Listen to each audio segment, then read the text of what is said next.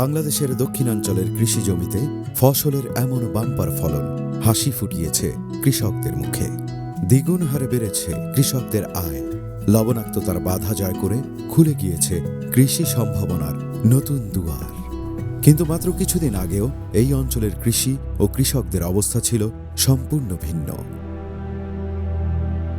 জলবায়ু পরিবর্তনের ফলে বঙ্গোপসাগরের উচ্চতা বেড়ে বাংলাদেশের দক্ষিণাঞ্চলে ক্রমশ বেড়ে চলেছে লবণাক্ততার পরিমাণ এবং তা দ্রুত ছড়িয়ে পড়ছে উৎপাদনশীল কৃষি জমিগুলোতে। লবণাক্ততার প্রভাবে দীর্ঘদিন ধরেই এসব এলাকার কৃষি ও কৃষকদের বিভিন্ন ধরনের হুমকি মোকাবেলা করতে হচ্ছিল।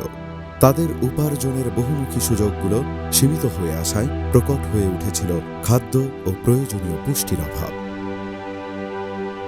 এমনকি বর্তমানেও দেশের দক্ষিণাঞ্চলে আনুমানিক ২৬ লক্ষ একর আবাদযোগ্য জমির প্রায় ১/৩ বিভিন্ন মাত্রায় লবণাক্ততার উপস্থিতি পরিলক্ষিত হচ্ছে।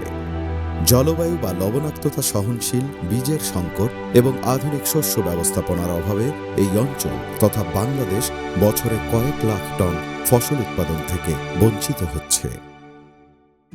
এই ঘাটতি পূরণ করতে নিরলসভাবে কাজ করে যাচ্ছে দেশের বেসরকারি খাতের প্রথম গবেষণা ভিত্তিক বীজ উৎপাদন ও বিপণনকারী প্রতিষ্ঠান লাল তীর সিড লিমিটেড। ইতিমধ্যেই বেশ কয়েকটি লবণাক্ততা সহনশীল সবজির জাত উদ্ভাবন করে দক্ষিণাঞ্চলের মাঠ পর্যায়ে নিয়ে এসেছে প্রতিষ্ঠানটি।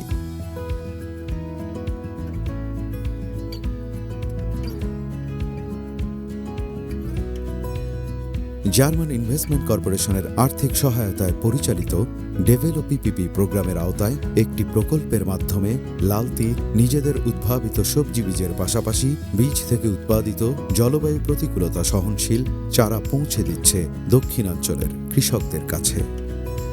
এই প্রকল্পে নলেজ পার্টনার হিসেবে যুক্ত রয়েছে নেদারল্যান্ডসের ওয়েগেনিংগান ইউনিভার্সিটি অ্যান্ড রিসার্চ ও উইমেন এম্পাওয়ারমেন্ট পার্টনার হিসেবে কাজ করছে women entrepreneur association of Bangladesh. আমি লাল তীরকে সাধুবাদ জানাই। তারা ডেভেলপ পিপি প্রজেক্টের মাধ্যমে তারা এই কার্যক্রমকে এগিয়ে নিয়ে আসছে, যার ফলে এখানে লবণাক্ততা সহনশীল ফসল এবং যাতে ট্রায়াল বাস্তবায়ন করছে। কৃষকরা যদি এই ট্রায়াল অনুসারে যেগুলো মাঠ পর্যায়ে সফলভাবে বাস্তবায়িত হয়েছে সেই জাত এবং ফসলগুলো যদি তারা চাষাবাদ করে, তাহলে আমি মনে করি এই অঞ্চলের লবণাক্ততার কারণে যে এলাকাগুলো অনাবাদি থাকতো সেটি চাষের আওতায় আসবে। সর্বোপরি এখানকার কৃষকরা উপকৃত হবে এবং ফসলের উৎপাদন বাড়বে, এখানকার কৃষি এগিয়ে যাবে। বিভিন্ন জাতকে বিভিন্ন লবণাক্ততার মাটিতে বিভিন্ন মাত্রার লবণাক্ততার পানি প্রয়োগ করে দেখি যে কোন ফসলের কোন জাত কত মাত্রা লবণাক্ততায় ভালো করতে পারে। ওলকপি, বাঁধাকপি, ফুলকপি, করলা, মিষ্টি কুমড়া, লাউ আরও অন্যান্য বাংলাদেশে প্রচলিত যত ফসল, পাশাপাশি বহিরের দেশে যত ফসল আছে এই নিয়ে একই সাথে আমরা কাজ করতেছি। বর্তমানে লাল তীর সিড লিমিটেড বাংলাদেশের একমাত্র প্রতিষ্ঠান যা বিশ্বের সর্বোচ্চ বীজ মান নিয়ন্ত্রক সংস্থা ইন্টারন্যাশনাল সিড টেস্টিং অ্যাসোসিয়েশনের স্বীকৃতিপ্রাপ্ত। এছাড়া বাংলাদেশ অ্যাক্রিডিটেশন বোর্ডের স্বীকৃতি ও আইএসও সনদের পাশাপাশি অ্যাক্সেস টু সিড ইন্ডেক্স 2021-এ দক্ষিণ ও দক্ষিণ পূর্ব এশিয়ায় 7ম স্থানে রয়েছে লাল তীর সিড লিমিটেড। প্রতিষ্ঠানটি এ পর্যন্ত প্রায় 25টি লবণাক্ততা সহনশীল সবজির জাত উদ্ভাবন করেছে এবং বাণিজ্যিকভাবে সেগুলোর বীজ ও চারা উৎপাদন ও বাজারজাত করছে। দেখা গেছে এই জাতগুলো মধ্যম মাত্রার লবণাক্ত মাটিতে অন্যান্য সাধারণ জাতের চেয়ে বেশি উৎপাদনশীল। আধুনিক কৃষি প্রযুক্তি ব্যবহার করে এসব লবণাক্ততা সহনশীল সবজি চাষের মাধ্যমে লাল তীর সিড লিমিটেডের প্রকল্পাধীন জেলাগুলোর অব্যবহৃত পতিত জমি ধীরে ধীরে চাষের আওতায় আসছে। আমাদের এলাকায় বিশেষ করে ফাল্গুন চৈত্র মাসে লবণাক্ত ভাব দেখা যায়, কিন্তু এই চারা লাগালে কোনো সমস্যা হয় না। তাই আমরা লাল তীরের চারা এবং লাল তীরের সবজি উৎপাদন করে আমরা প্রচুরভাবে কৃষকরা উপকৃত। বীজ দিত তাই সারা দিতাম, তা সারা ঠিক মতো করতো না, তারপরে রুয়ে তুলি মরে যেত, লবণে মেরে যেত। তারপরে এই লাল তীর কোম্পানির একটা বীজ আসলো আমাকে এলাকায়। কোম্পানির লোক এসে আমাকে এলাকায় বুঝালো, পড়ালো, আমাকে একটু শিক্ষাও দিলো। দেওয়ার পরে একটা চারা এদিক ওদিক করিনি, মরি নেই, সোজা ঠেলে উঠে গেছে। আর সারা কোনো পোক জোক কোনো রোগ পালা কিছু নাই, এবার এক টানে ঢেলে উঠে গেল। লবণাক্ত মাটিতে ভালো উৎপাদন পাওয়ার জন্য লাল তীরের বীজ ব্যবহারের পাশাপাশি আধুনিক চাষ পদ্ধতি ও ব্যবস্থাপনা নিশ্চিত করা হয়ে থাকে। এ বিষয়ে কারিগরি দক্ষতা বাড়ানোর উদ্দেশ্যে প্রতিষ্ঠানটি কৃষকদের জন্য প্রয়োজনীয় প্রশিক্ষণের ব্যবস্থা করে আসছে। জমিতে সরাসরি বীজ বপন না করে নার্সারিতে চারা তৈরি করে তা মূল জমিতে লাগানো হয়। নার্সারিতে চারা উৎপাদনের জন্য বাজারে বিভিন্ন ধরনের সিডলিং ট্রে কিনতে পাওয়া যায়।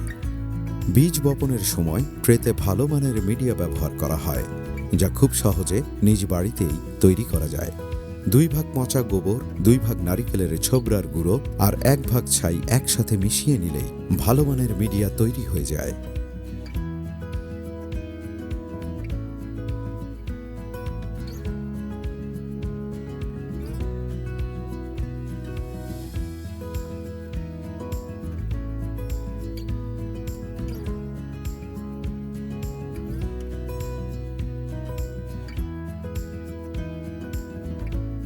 বীজ বপনের পর ট্রেগুলো নার্সারি শেডে রাখা হয়।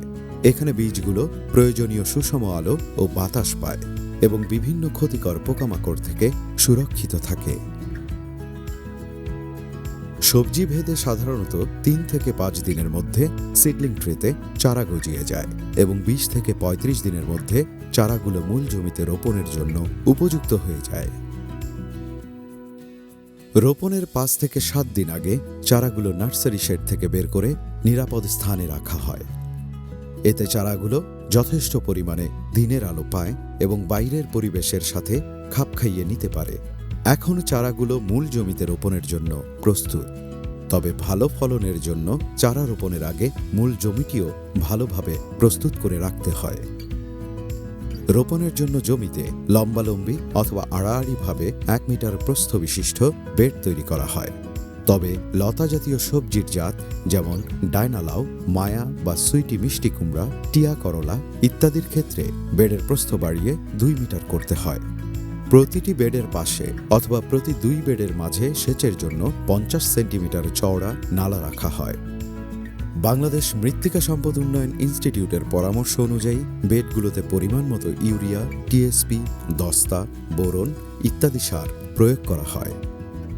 বেড প্রস্তুত হওয়ার 7 দিন পরে নার্সারিতে উৎপাদিত চারাগুলো সঠিক দূরত্ব বজায় রেখে রোপণ করা হয়। চারা রোপণের পর থেকে ফসল ও জাত অনুযায়ী সময় ও পরিমাণ মতো সার প্রয়োগ, আগাছা পরিষ্কার সহ প্রয়োজনীয় পরিচর্যা ও ব্যবস্থাপনা নিশ্চিত করা হয়। আধুনিক পদ্ধতি মেনে লাল তীরের জলবায়ু বা লবণাক্ততা সহনশীল বীজ ও চারা ব্যবহার করে ভাগ্য পরিবর্তন করছেন দক্ষিণাঞ্চলের কৃষকরা। আমার বাগেরহাট সদরে সবচেয়ে জনপ্রিয় লবণাক্ততা প্রতিরোধী জাত আছে। করলার ক্ষেত্রে আছে টিয়া লাল তীরে এবং মিষ্টি কুমড়ার ক্ষেত্রে আছে সুইটি। গত বছর কৃষক সুইটি এবং টিয়া উৎপাদন করে ব্যাপক ফলন পেয়েছে ও এই ফসলগুলা তারা স্থানীয় বাজারের চাহিদা মিটিয়ে ঢাকা শহরেও রপ্তানি করে ভালোই মূল্য পেয়েছে। এক্ষেত্রে লাল তীর কৃষকদের সব প্রকার সহযোগিতা করে যাচ্ছে। মূলত আমরা বাংলাদেশের দক্ষিণাঞ্চলে জলবায়ু পরিবর্তনের কারণে ক্রমাগত যে লবণাক্ততার বৃদ্ধি মাটি এবং পানিতে সেই সমস্যার সমাধানে আমাদের এই কর্মকাণ্ডে আমরা পুরো কাজটি 2 ধাপে করছি। প্রথমত হচ্ছে লাল তীরের যে লবণাক্ততা সহনশীল কিছু বীজ রয়েছে, সেই বীজের মাধ্যমে কিছু নার্সারি উদ্যোক্তার মাধ্যমে আমরা এই বীজ থেকে সবল সুস্থ সবজি চারা উৎপাদন করছি। পরবর্তী সেই সবজি চারা থেকে কৃষক তাদের মাঠ পর্যায়ে ফসল উৎপাদন করছে। লবণাক্ততার কারণে যে জমিতে তারা আশানুরূপ ফলন পাচ্ছিলেন না, এখন সেই জমিতেই সঠিক ব্যবস্থাপনার মাধ্যমে দ্বিগুণ ফসল উৎপাদন করছেন। লাল তীরের নিরলস গবেষণা ও প্রচেষ্টায় উদ্ভাবিত উন্নতমানের বীজ ও চারা থেকে উৎপাদিত হচ্ছে পুষ্টিগুণে সমৃদ্ধ নানা রকম সবজি। দক্ষিণাঞ্চলের কৃষকদের জীবনে আসছে সমৃদ্ধি। বাংলাদেশ এগিয়ে যাচ্ছে লবণাক্ততার বাধা পেরিয়ে কৃষি বিপ্লবের দিকে।